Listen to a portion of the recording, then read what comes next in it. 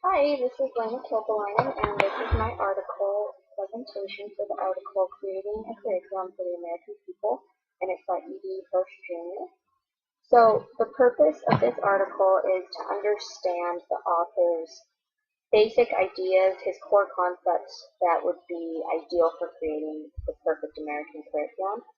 And there's a lot of problems with our there's a lot of problems with our education system, just because there's only always room for improvement. And his focus or his problem is that the United States has three problems with our education, and the first of the three is our low academic achievement in relation to other nations, meaning that we don't have as great of a system as we used to or want to have, and that other nations are passing us in their education systems. The second is our lack of equality of educational opportunity, simply that there isn't enough opportunity for everyone to get educated, to be educated.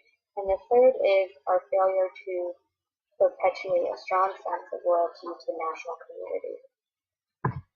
And he believes that the problem, or the solution to the problem, is that one solution to these three problems, and that's that our country needs a core curriculum in the early grades.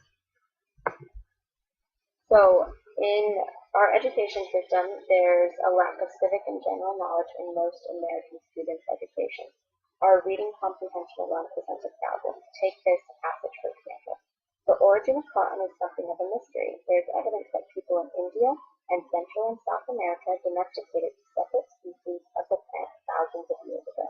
Archaeologists have discovered fragments of cotton cloth more than 4,000 years old in coastal Peru and in the Indus Valley. By AD 1500, cotton had spread across the warmer regions of the Americas, Eurasia, and Africa. What's the problem with this passage? The problem is that the writer of the passage is assuming that the readers know some things about the passage, but not everything, because after all, this is how we learn. The way we learn is by putting new knowledge in knowledge that we already have obtained. But for this passage, where the writer is assuming that the reader knows something about geography and some history, but we're not supposed to know about how long humans have been using common. This reading comprehension can be tricky, as that all depends on the reader. You see, the reader has to have basic knowledge needed to understand the article, or else the article can be completely tricky to the reader because the reader can be lost. And how do we solve this problem? This problem is very simply solved as the author states. He believes that the early grades in school must have the same curriculum. Why? The grades must have the same curriculum so that in many cases where children are moved from school to school, they may still be learning the same subject matter and have the same basic knowledge so that they can still be on top of things in their new school. He believes that if we have the same curriculum, the basic knowledge in all school systems, that we will all have the basic or the base and stepstones of our education, and then from there we can grow and flourish. We all want our students to read and write well. In order to do this, we must think of the knowledge that we assume that adults would have, and then we must transfer that knowledge into our students. With our students, for future generations, they may know what is expected of them and the problems that they have to face.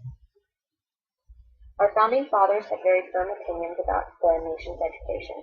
They had the phrase common school, which had several meanings. Elementary schools were supposed to be universal, children attended the same schools, it didn't even matter about their financial status. This way the rich and the poor were studying in the same classroom. The schools were supposed to be supported by taxes.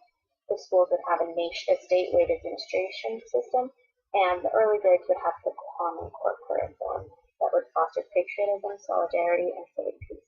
It would also enable effective commerce, rule of law, and politics. With these principles, the author believes that our nation can flourish and that our future generations will be better equipped to handle the nation that we are leaving them.